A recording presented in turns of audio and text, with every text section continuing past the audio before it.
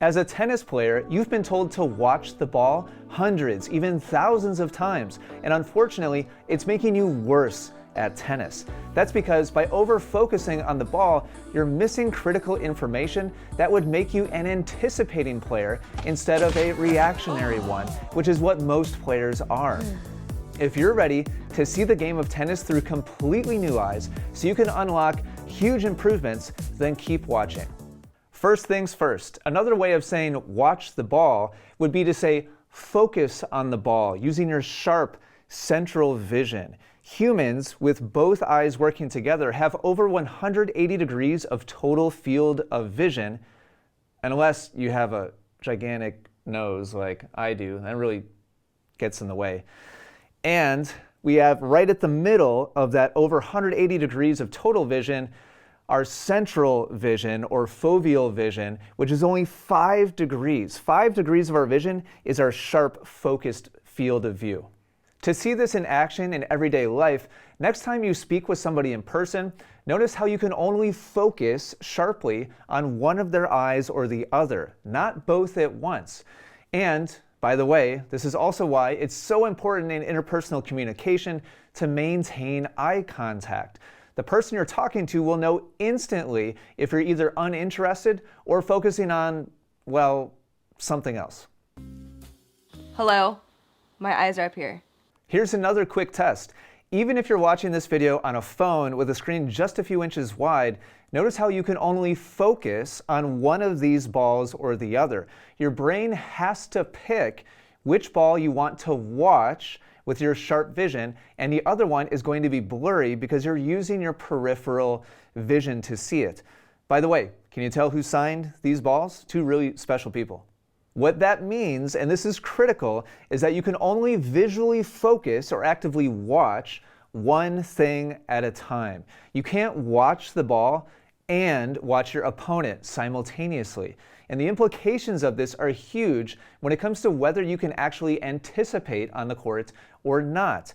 So if you've ever felt slow to react or behind in the action in your points, this is why. You're watching the ball instead of what you need to be focused on to tell you what's coming next before it actually happens. So let's unpack exactly what that means and spell out what you should be watching while you play tennis. We're going to talk about both singles and doubles, but let's start with singles because it lays the groundwork for all tennis anticipation, doubles included. So doubles players, pay attention because these examples are critical.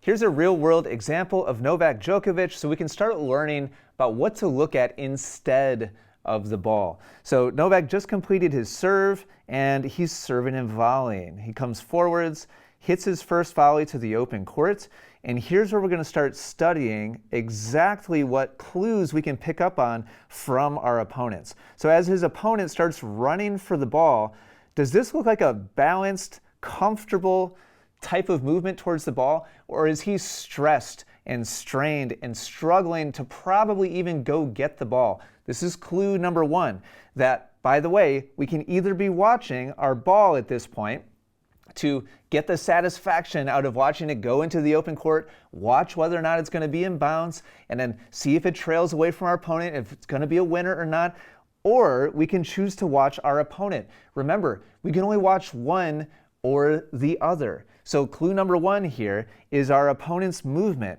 which is long, full sprint strides all the way across the baseline to hopefully barely get to the ball. Also, as he's moving towards the ball, this player has a 2-handed backhand.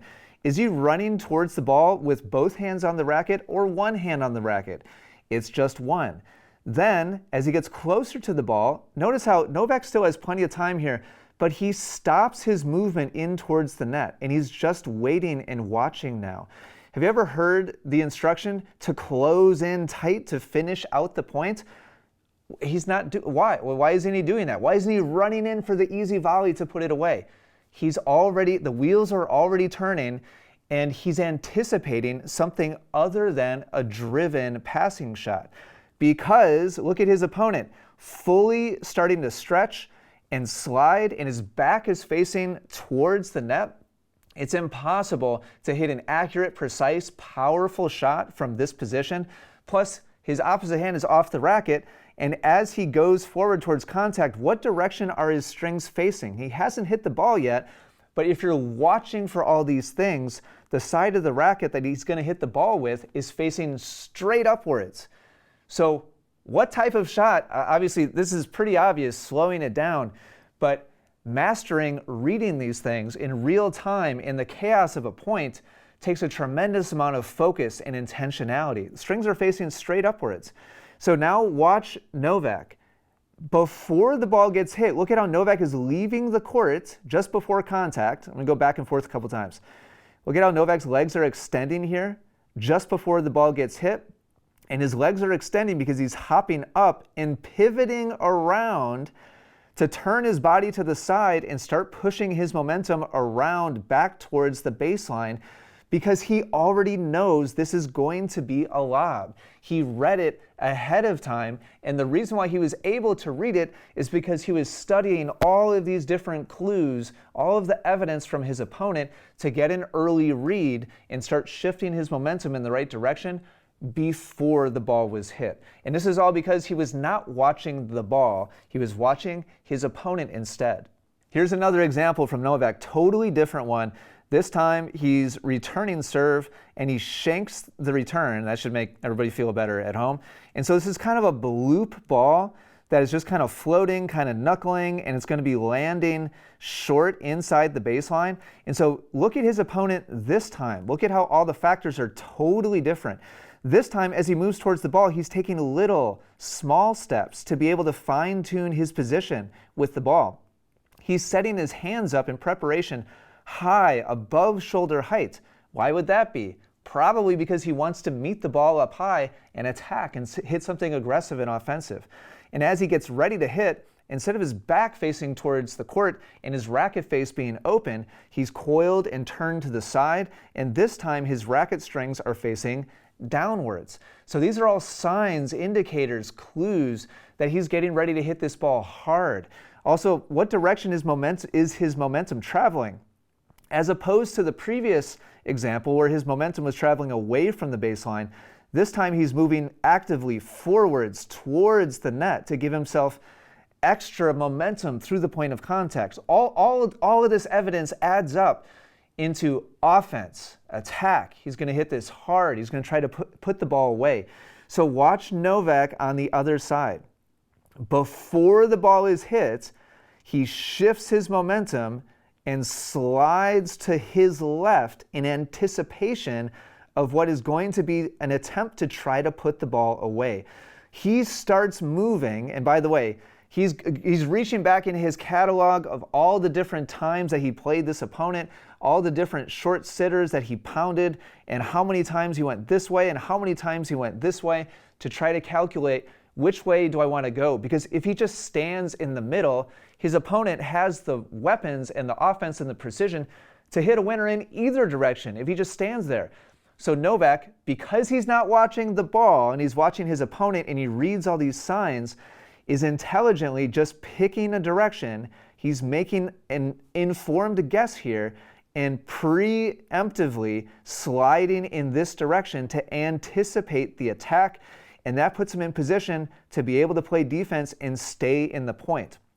It would have been very tempting for him, after hitting this shank return, to watch the ball as it goes up and see if it's going to be in or not, and then watch as it bounces up. Instead, he's watching his opponent, looking for all those signs and signals, and then doing something ahead of time instead of waiting for the ball to be hit and then trying to run and chase it down. To continue your journey being an anticipating player, just like all the best players in the world, make sure to go to tennissecret.com, where you're going to learn 3 secrets to make half the errors in your very next match, but you're also going to learn how to position yourself in the right place on the court before the next ball gets hit by your opponents. Do that, and you're going to be in much better position, get to many more balls, and make the game much easier. It's totally free, so go to tennissecret.com and sign up. Now that you know what technical clues to start looking for instead of watching the ball as it travels towards your opponents, by the way, in case I need to spell this out, because for some people I probably do, when the ball is coming towards you and you are going to hit it next, you should be watching the ball. Once you've hit the ball, you should not be watching the ball anymore because it's time to look ahead to what's coming next, okay? So please do watch the ball. Because remember, you can only look at one or the other, right? So don't watch your opponents while you're trying to hit the ball. When you're trying to hit the ball, that's when you should be watching the ball. But people apply that to tennis, and they're just watching the ball all the time. So now let's look at some real life points here. Serve is coming into play. This player in yellow is hitting a return of serve. And now we're going to focus in on this player in gray. And watch how as the ball travels, his eyes and his face and his head track back with the ball to watch what's happening behind him. Now, I've heard all kinds of excuses for this over the years. I need to look back and try to help my partner make the line call. I need to see what kind of shot that my partner is getting ready to hit. And so I need to watch them to see if they're in balance or not. But remember, we can only look at one thing at a time. So if this player is looking back here at his partner as he gets ready to hit the ball, what is he not looking at? What are we not aware of? What clues and what data are we not collecting by looking back at our partner? Look at what is happening with both opponents here. And this player in gray can't possibly have any idea what's happening because his head is facing the opposite direction. So we've got this player right here shifting towards the middle actively. We've got this player here coming in towards the net to attack. And the player in gray is completely oblivious to both of these facts because he's focused on his partner back behind him. Now, could we pick up some useful information by looking at our partner's posture and their balance and if they're reaching and all the things that we looked at with the Novak example, right? Yes, but the best we can do when looking back at our partner is know what's happening right now. What we're not going to know is what our opponents are going to do next. So in other words, the best we can do here is be reactionary. We can never be proactive because this player in gray doesn't even know what's happening on the other side of the court. And so watch as this ball gets hit by his partner. Watch how his head just tracks with the ball. And as the ball comes around to the other side of the court, now in this moment, he just got his first glimpse of what's happening on the other side of the court. And what could have happened during that gap in time? As he's looking back towards his partner, this player in blue could have poached clear across the center of the court and been standing there ready to pick off the ball, and this player in gray would have no idea. This player in yellow, if he had enough time, if the ball was moving slow enough, could have come all the way up to the net and been ready to slam dunk the next shot. Player in gray would have no idea that he was up there because his vision is back behind at his partner. So this is just a perfect example, and this is what most doubles players are doing. Instead of anticipating by looking forward, they're looking back and tracking the present moment, and so they're behind in the rally because the best they can do is react to what happens next. Watch how different the visual habits are of a world-class player like Bob Bryan.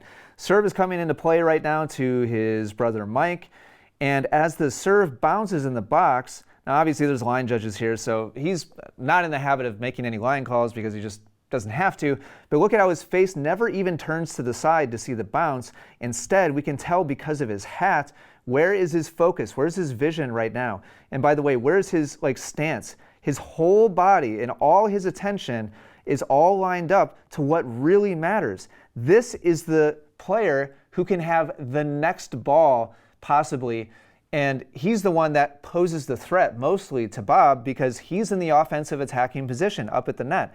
So Bob is not looking back at his partner hitting the ball. He's looking across to the opposite net player because that opposite net player is going to give him the best information about what's coming next. Not what's happening right now, but what's coming next. That's how we can anticipate.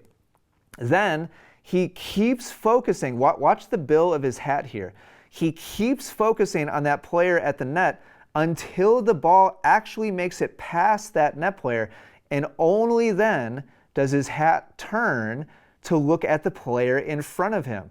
And when he looks at the player in front of him and he sees him bending down for a low volley, that's when he makes the decision to start going across the center of the net and hopefully give himself a good opportunity to cut off a ball in the middle of the court. By the way, while this is happening, look at this player. Whoops, wrong tool. What's he looking at? He's focused back at his partner. This is Mannarino, by the way. A singles player. Yes, he's played some doubles. Go ahead, look up his record. It's not great in doubles. He's turning and looking back at his partner. So what is he not looking at? He's looking at the ball. So what is he not looking at? He watches his partner hit, and then his face doesn't come around until the ball makes it across to the other side. And right now is the first time that he knows what Bob is doing. And is it useful information? Like, is there anything he can do at this point? No, it's too late. He's behind because instead of watching Bob and getting an early glimpse of, oh shoot, Bob's moving across, he chose instead to watch the ball. He looked back to watch his partner hit the ball, and by the time his head comes back around again, Bob is already there and he's ready to put the ball away, and there's nothing Mannarino can do about it at this point. So the bottom line is to be great at doubles. Here's the sequence that your focus, your vision, what you're watching should go through. Here's same match, serve going into the box. Look at Bob's focus right here. He's not looking back at his partner. He's looking at the other net player because this is why. He wants to get an early feel about what's coming next. And only once the ball moves past and Bob knows that this player cannot get it, then he's shifting his focus. And watch the bill of his hat, how now it turns and now all his focus is on this baseline player instead, and he closes forwards into an offensive position. So he started with his attention on the first player that could possibly get the ball.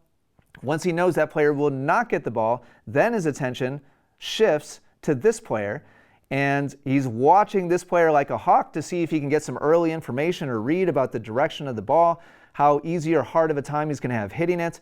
Then when the ball goes past him again, watch how he re-engages visually with the player at the net. He's not turning around and looking back. He's instead, all his focus and his posture and his stance and everything is locked into that player in case he gets the ball. And once he does not, watch how he disengages from the net player and refocuses on the baseline player and moves back in again.